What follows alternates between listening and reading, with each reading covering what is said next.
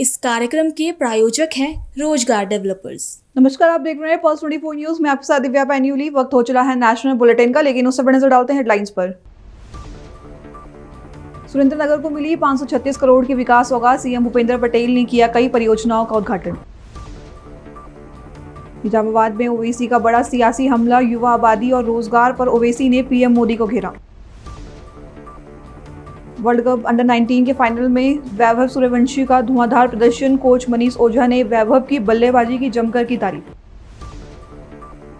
हुबली धूल की चादर में लोग परेशान और बीमार, सड़क और चौराहे धूल से बड़े, डॉक्टरों ने भी दी चेतावनी।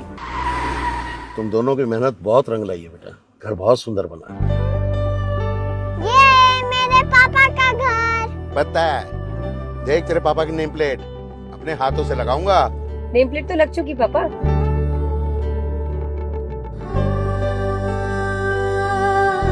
असल मेहनत तो आपने किया पापा, मुझे इस काबिल बनाने के लिए। वो जिंदगी भर किराए के मकान में रहे, लेकिन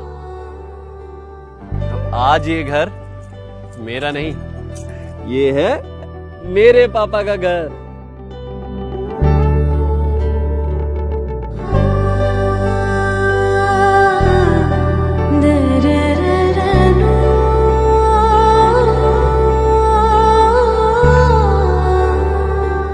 उड़ान सपनों की, आंगन खुशियों का और साथ सकर्णी का।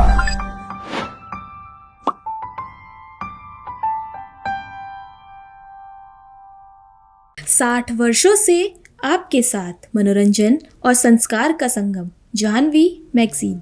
आइए अब देखते हैं खबरें विस्तार से। गुजरात के सुरेंद्रनगर से बड़ी खबर सामने आई है, जहां मुख्यमंत्री भूपेंद्र पटेल ने जिले को विकास की बड़ी सौगात दी है। सैकड़ों करोड़ रुपए की परियोजनाओं के उद्घाटन और शिलान्यास के साथ सरकार ने तेज विकास का संदेश भी दिया है।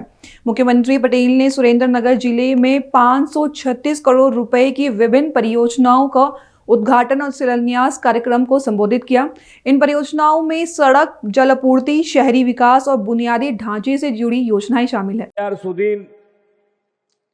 જે પ્રમાણે વિકાસ અને વિકાસની મર્યાદા, એક નાનો ઉદાહરણ તમને આપું તો કે જ્યારે માનનીય વડાપ્રધાન શ્રીએ શહેરી વિકાસ વર્ષ 2005 માં શરૂ કર્યું હતું। અહીંયા ઘણા બધા વડીલો બેઠા છે। એ વખતે જ્યારે 2005 માં શરૂ કર્યું ત્યારે એની બજેટ સાઇઝ 585 કરોડ રૂપિયા હતી। શહેરી વિકાસ વર્ષ જ્યારે 2005 માં શરૂ કર્યું ત્યારે 585 કરોડ રૂપિયા હતી। અને આજે જ્યારે આપણે ગયા વર્ષે 2025 નું વર્ષ શહેરી વિકાસ વર્ષ ઉજવ્યું ત્યારે આપણું બજેટ 30,000 કરોડ રૂપિયા છે। 30,000 કરોડ રૂપિયા। જે કામ તમારે જોઈએ એ કામ તમે આયોજનબદ્ધ રીતે, અત્યારે મહાનગરપાલિકા બની છે તો મહાનગરપાલિકામાં, જિલ્લામાં હોય તો જિલ્લામાં આપના ધારાસભ્ય સાથે બેસીને ક્રમબદ્ધ બનાવો તમે, તો મને નથી લાગતું કે તમારે 5 વર્ષમાં, 5 થી 7 વર્ષમાં જોઈતા બધા જ આયોજન પૂરા થઈ જાય એવું કામ છે। આટલું મોટું બજેટ છે, તમારે વાપરવાનું તમારે છે, પણ આયોજન દર વર્ષે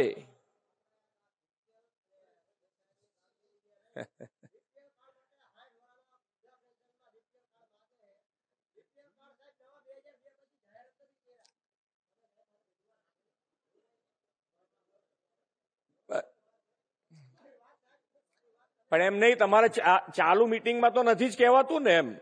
એમ નહીં પડે તો અહીંયા મીટિંગમાં અંદર આવીને બોલી શકાય ભાઈ।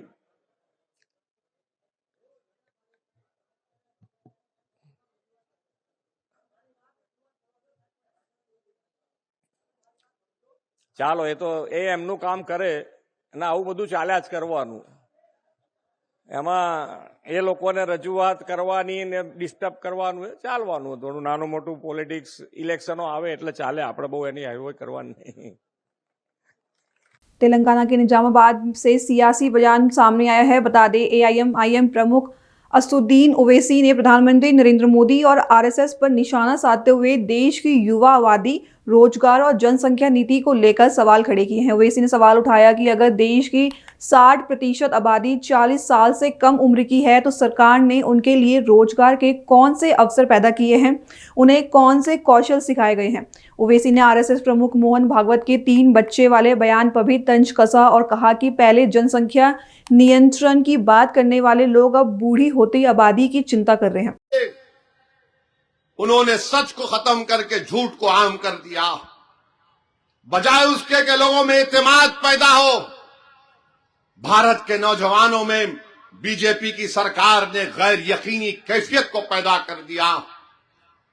मैं सुन रहा था राज्यसभा की मोदी की तकरीर को।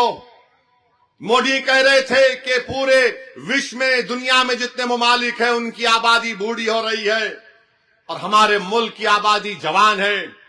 काश को उठकर पूछता मुल्क के वजीर आजम से कि अगर इस मुल्क की आबादी 60% 40 साल से कम उम्र की है तो आपने इनके लिए क्या नौकरी का इंतजाम किया, इनको क्या स्किल सिखाया आपने इन लोगों को। क्योंकि ये बात सच है कि पूरी दुनिया में अगर कोई नौजवान मुल्क है तो भारत है, मगर हम जिसको अंग्रेजी में बोलते हैं इस डेमोग्राफिक डिविडेंड का कैसे इस्तेमाल कर रहे हैं। ये जवान जो लोग आज भारत की 60% आबादी है वो 20 साल तक ऐसा ही रहेगा। उसके बाद भारत की 12% आबादी 133 करोड़ आज है, उसका 10% देख लो जो ज़ईफ और बूढ़ी हो जाएगी। कितना महंगाई होगी, कितना खर्चा उन लोगों के लिए करना पड़ेगा, इसका हम सोचते नहीं है। बजाय उसके क्या बोलते, मुसलमान इतनी आबादी बढ़ रही, मुसलमान बच्चे पैदा कर रहे। जालिमों, 2021 तक मुसलमानों की आबादी स्टेबलाइज हो जाएगी। इस मुल्क में कभी भी मुसलमानों की आबादी हमारे हिंदू भाई बहन की आबादी से आगे नहीं जाएगी। अब बात इनको समझ में आ रही कि 25-30 साल के बाद इस मुल्क की आबादी बूढ़ी होगी। तो आरएसएस के मोहन भागवत बोल रहे कम से कम 3 पैदा करो, खुद तो नहीं करे अलग बात है वो। चंद्राबाबू नायडू बोल रहे 3, उन्होंने 1 पे रुक गए। पहले तो बोलते थे पॉपुलेशन पे बिल लेकर आएंगे, हमको बुरा बोलते थे, मगर अब अंदाजा हो गया कि अगर एक मुल्क की आबादी ज़ईफ होगी तो किस तरह उसके उस मुल्क पर असर पड़ता है। क्योंकि कोई इंतजाम हम किए नहीं। कल तक गाली मुसलमान को देते थे, अब आदादोशुमार उनको नजर आ रहे, सच्चाई उनको दिखाई दे रही है तो परेशान हो रहे हैं। हम पूछना चाहते हैं वजीर आजम से कि इस 60% आबादी का क्या कर रहे हैं आप। तो आरएसएस वाले बोलेंगे इनको गौरक्षक बना दिए हम, इनको हम जहां कहीं भी कोई ईसाइयों का त्योहार होगा वहां पर धावे लगा मार देंगे कि मजहब तब्दील किया जा रहा है। आप बताइए, ओडिशा में बीजेपी की जब से सरकार बनी है, एक ईसाई पादरी है, उसको पकड़कर क्रिसमस के वक्त उसके मुंह में गोबर डालकर, उसके सर पर सिंदूर लगाकर, उसके गले में जूतों का हार डालकर उसके गांव में उसको फिराया गया। क्या कसूर है उसका कि वो ईसाई है। मोहम्मद मकानदार एक लड़के का नाम है, बंगाली बोलने वाला, मॉब लिंचिंग कर दी गई। गाड़ी में जा रहा, गाड़ी में उतार के मारे उसको। पहले केस उस पे बुक करे, मरने के बाद बोले नहीं नहीं उसकी मॉब लिंचिंग हो गई। त्रिपुरा में बीजेपी की सरकार, मस्जिद पे हमले, घरों को जला दिया गया। क्या वजह थी? नहीं, चंदे के पैसे पे झगड़ा हुआ। कश्मीर का मुसलमान निकलकर गरीब सामान बेचने आता है तो वहां पर बच्चे का, एक नौजवान बच्चे का सर फोड़ दिए। वीडियो बनाकर बोलते नारा लगाओ। कहे कोई बंगला जबान बोलता बांग्लादेशी, कोई कश्मीर से आया तो क्यों आया, और फिर हम और आप बोलते कश्मीर भारत का टूट हिस्सा है। और रहेगा इंशाअल्लाह। मगर जब कश्मीर की जमीन से मोहब्बत है तो जमीन पर बसने वाले इंसानों से क्यों मोहब्बत नहीं आरएसएस बीजेपी वालों को? अगर जमीन से मोहब्बत है तो जमीन पर। भारत इंग्लैंड आईसीसी अंडर 19 विश्व कप 2026 फाइनल में भारतीय बल्लेबाज वैभव सूर्यवंशी ने ऐसा प्रदर्शन किया जिसने पूरे देश को गौरवान्वित कर दिया। अब उनके शानदार खेल पर उनके कोच की बड़ी प्रतिक्रिया सामने आई है। बता दें, भारतीय क्रिकेटर वैभव सूर्यवंशी के कोच मनीष ओझा ने फाइनल में उनके आक्रामक खेल की जमकर तारीफ की। उन्होंने कहा कि वैभव ने फाइनल मुकाबले में 15 छक्के और 15 चौके जड़कर असाधारण प्रदर्शन किया। मनीष ओझा ने कहा कि वैभव का खेल महान खिलाड़ियों की झलक देता है और भविष्य में वह भारतीय क्रिकेट का बड़ा नाम बन सकता है। शानदार पारी खेली है वैभव ने और आज फाइनल मैच था। सारे क्रिकेटिंग प्लेइंग नेशंस का ये टूर्नामेंट जो अंडर 19 वर्ल्ड कप है उसके फाइनल में दो best team England and India match खेल रही थी और वर्ल्ड कप का ये फाइनल मैच अब खुद में बहुत बड़ा मैच था। तो जिस शैली से वैभव ने बल्लेबाजी करी है वो यूनिक है और जो आक्रामकता उन्होंने दिखाई है, जो इंटेंट दिखाया है, 15 छक्के 15 चौके, तो यूनिक बैटिंग है ये। अभी तक मुझे लगता है कि वर्ल्ड कप में उनके अंडर 19 वर्ल्ड कप के एज ग्रुप में ये सबसे बड़ा स्कोर है एंड सेकेंड फास्टेस्ट सेंचुरी है यदि मैं करेक्ट हूँ तो। लेकिन जो भी है, जिस तरीके से रिकॉर्ड तो सेकेंडरी है, लेकिन जिस शैली में वैभव ने बैटिंग किया है, जो इंटेंट रहा है वो लाइक ग्रेट प्लेयर्स का जैसा होता है वैसा रहा है और it's a very proud moment for all of us, for all Bihari's and for India की इस तरीके का बल्लेबाज हमारे इस धरती से उभर के आ रहे हैं और ऐसा परफॉर्मेंस दे रहे हैं। बहुत कम बॉल में 80 बॉल में 175 रन, तब काफ़ी अच्छा खेलना। देखिए वैभव का तो ये यूएसपी ही है कि वो जब बल्लेबाजी करते हैं तो उनका इंटेंट और पॉजिटिव अप्रोच, कॉन्फिडेंस इतना रहता है कि वो लाइक अच्छे बॉल को भी वो हिट करते हैं और लूज बॉल मिले तो उसका तो पूछना ही नहीं है। तो उनका बैटिंग का ये एक फीचर ही है कि वो बॉलर्स पे तुरंत हावी होते हैं और बड़े बड़े शॉट्स खेलना पसंद करते हैं और बॉलर कैसा भी हो मतलब उसको अपने ऊपर हावी नहीं होने देते। उसके अच्छे बॉल्स को भी हिट करते हैं, लूज को तो हिट करते ही करते हैं। और ऐसे मैचेस में प्रेशर रहता है, टीम पे, प्लेयर्स पे रहता है प्रेशर, तो वो प्रेशर को अपने ऊपर ना लेके उन्होंने उसको पॉजिटिव वे में लेते हुए सामने वाले में प्रेशर डाल दिया, ऐसा प्लेटफॉर्म क्रिएट कर दिया है। यहाँ से टीम में भी 400-450 रन बना देगी तो वो अनचेजेबल टारगेट हो जाएगा।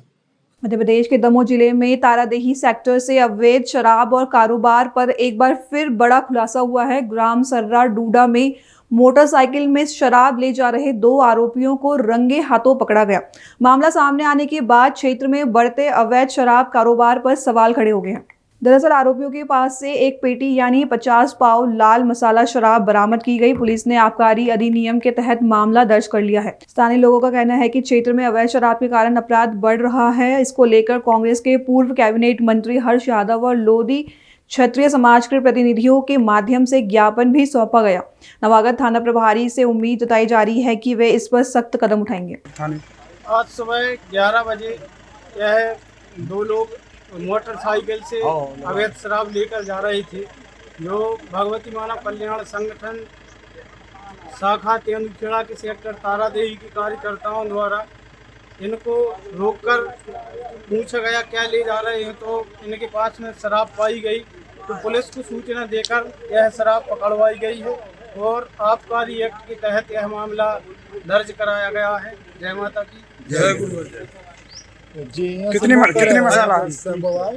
कितना पाव? एक पेटी लाल मसाला है, 50 पाव है, जो आबकारी एक्ट के तहत मामला दर्ज कराया गया है। कमर्शियल शहर हुबली धूल की चादर में लिपटा हुआ है। सड़कें हो या चौराहे, हर तरफ उड़ती धूल ने लोगों की जिंदगी मुश्किल कर दी है। हालात ऐसे हैं कि लोग सिर्फ परेशान नहीं बल्कि बीमार भी हो रहे हैं। डॉक्टरों के मुताबिक बढ़ता धूल अस्थमा, सांस की बीमारी, खांसी, एलर्जी और फेफड़ों की गंभीर समस्याएं पैदा कर रहा है। दरअसल हुबली के दिल कहे जाने वाले चन्नम्मा सर्कल के आसपास चल रहे फ्लाईओवर निर्माण कार्य ने पूरे इलाके को धूल में डुबो दिया है। Channamma circle, old court circle और कॉरपोरेशन रोड पर हालात बदतर हो गए हैं। निगम द्वारा पानी का छिड़काव किया जा रहा है लेकिन धूल पर कोई असर नहीं दिख रहा। पलमोरी विशेषज्ञ का कहना है कि बढ़ता ट्रैफिक और निर्माण कार्य एयर पोल्यूशन को बढ़ा रहा है, जिससे अस्थमा, सांस की बीमारी, खांसी, एलर्जी और फेफड़ों की गंभीर समस्याएं सामने आ रही है।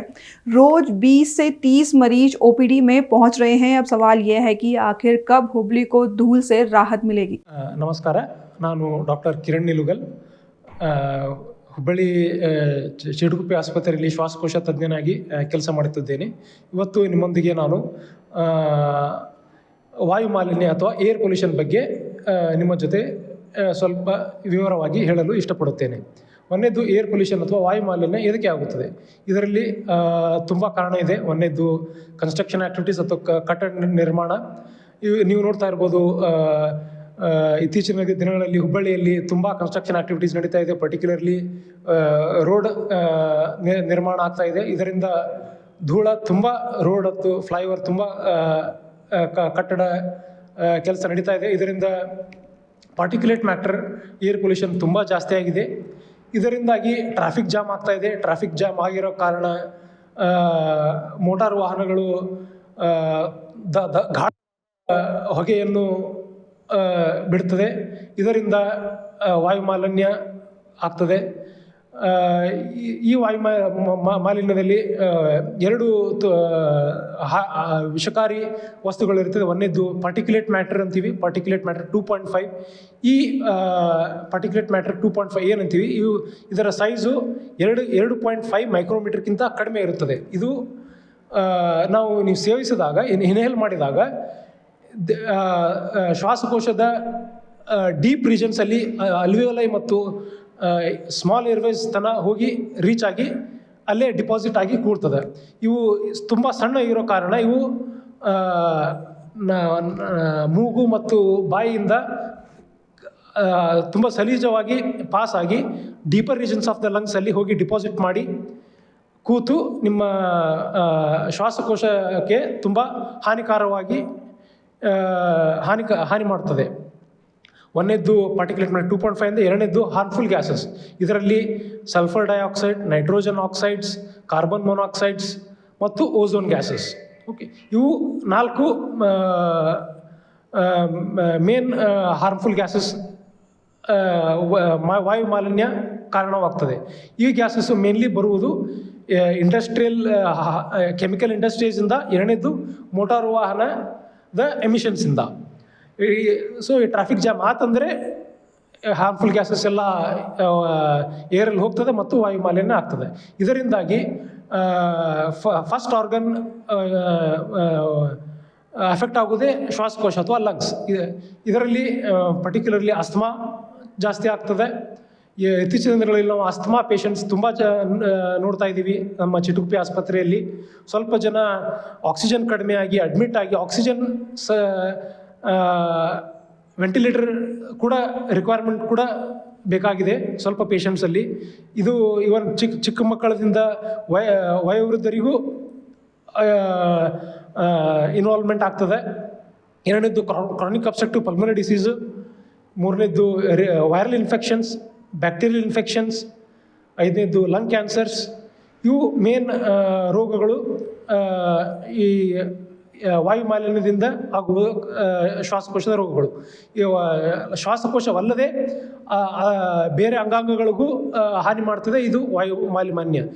ಹಾರ್ಟ್ ಡಿಸೀಸ್ ಆಗಿರ್ಬೋದು, ಕಿಡ್ನಿ ತೊಂದರೆ, ಚರ್ಮ ಮತ್ತು ಕಣ್ಣಿನ ಅಲರ್ಜಿ ಕಾಯಿಲೆ ಕೂಡ ಈ ವಾಯು ಮಾಲಿನ್ಯದಿಂದ ಆಗ್ತದೆ.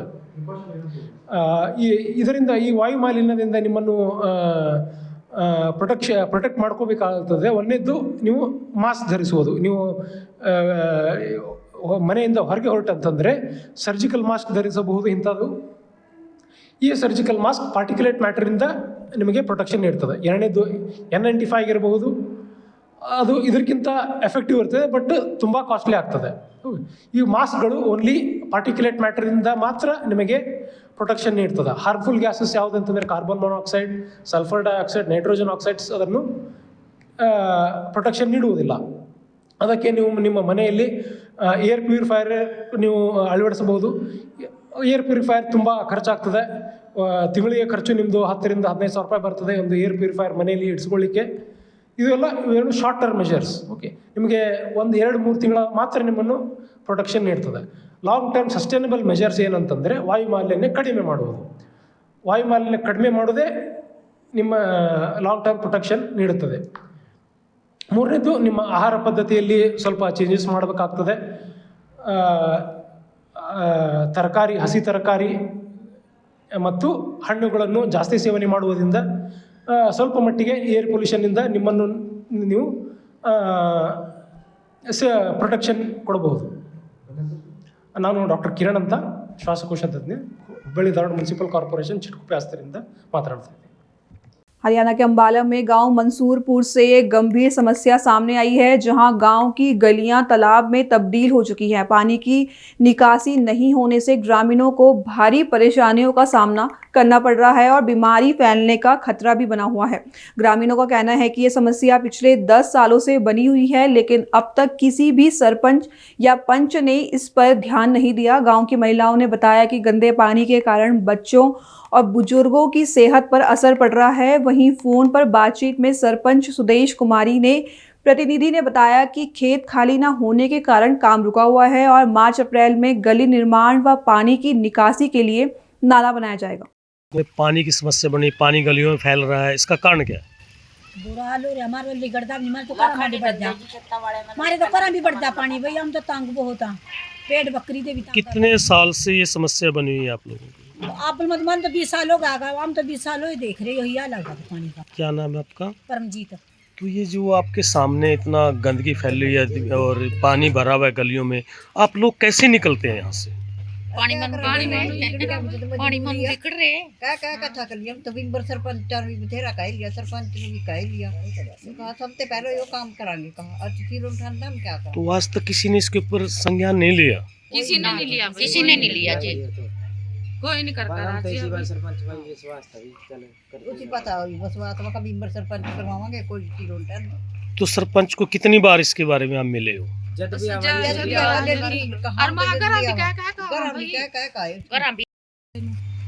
तो ये बीमारी का कारण क्या बना हुआ है? पानी का कारण क्या है रुकने का यहाँ पे? बस पानी की निकासी नहीं है जी, पानी वहाँ उतर जा पड़ा। तो आप लोग यहाँ से निकलते कैसे हो? पानी मन ही निकल कर जाओ जी। जैसे मच्छरों का टाइम आता है, बीमारी फैलने का खतरा, मच्छर भी ज्यादा बीमारी फैलने का खतरा बना हुआ है। अपने आप भी बीमार हो, सारे बेड़े का यही हाल हो रहा है। जो यहाँ का सरपंच पंच है उसने कभी इसके ऊपर ध्यान नहीं दिया? पहला सरपंच कोई नहीं यो बना इस पर भी जाता है, किसी ने कोई एक्शन नहीं लेंदा। पंच सरपंच भी बनाई भी चली हो बन जाएगी, वोट भी पाई, फिर भी कोई सुन दियो नहीं है, क्या कर सका हम। अभी के लिए बस इतना ही। देश विदेश की खबरों के लिए बने रहें पल्स 24 न्यूज के साथ। तब तक के नमस्कार। तुम दोनों की मेहनत बहुत रंग लाई है बेटा, घर बहुत सुंदर बना है। ये मेरे पापा का घर। पता है, देख तेरे पापा की नेम प्लेट अपने हाथों से लगाऊंगा। नेम प्लेट तो लग चुकी पापा।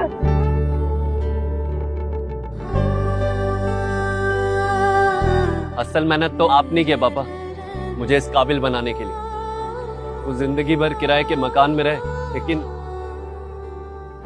आज ये घर मेरा नहीं, ये है मेरे पापा का घर।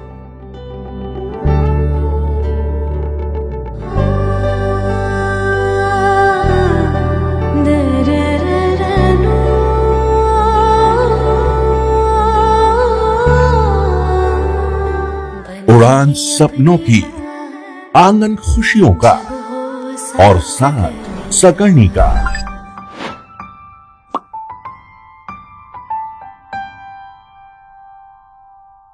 60 वर्षों से आपके साथ मनोरंजन और संस्कार का संगम, जाह्नवी मैगजीन।